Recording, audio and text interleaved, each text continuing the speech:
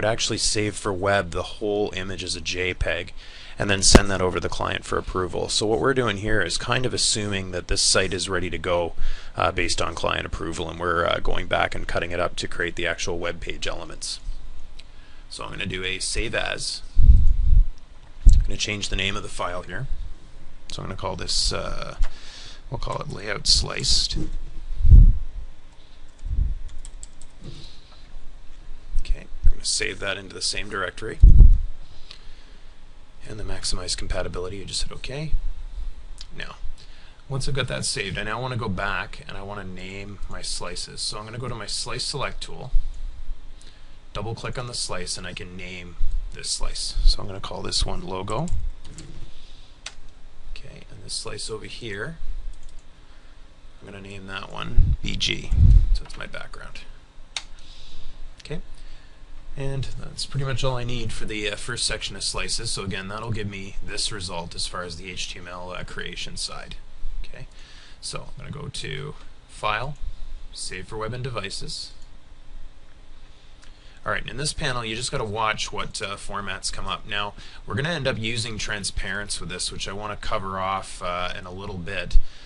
Because we are going to need to see through this image. I would presume I want to see through this heading, and then I've got this background gray behind the content text. So those are going to have to be saved separately. So at the moment, I just want to be able to save this slice and this one. So we'll start off with the logo.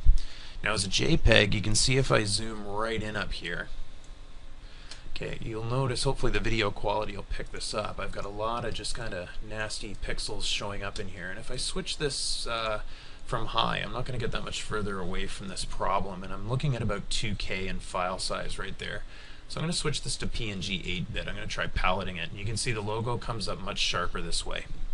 So I would be inclined oops, sorry about that, more inclined to go with this type of a file type here. So I'm then going to click on the tiling piece over here, and this should probably be JPEG. You can see if I, just for sake of argument, change that one to PNG, you can see it'll go to 6.6K. That's far more than I need. On JPEG it's not even quite a kilobyte, so that's much better. And looking at it, the blend doesn't look bad, so that seems alright. So once I've added these in, I've named them, so they're ready to go. So I hit save. Okay, just move this box over so you can see it.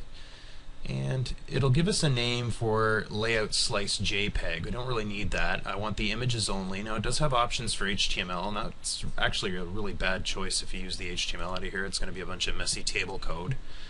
Next thing I want to change is I want to say all user slices. So what that means is that's only going to include the blue slices that we defined and named. Okay, the gray ones will be ignored.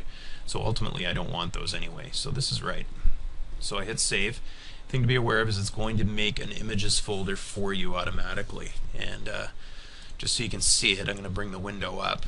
Okay, so this is where I've got both of my documents saved, and then over here you can see if I open my images folder, there's the background JPEG and there's our logo.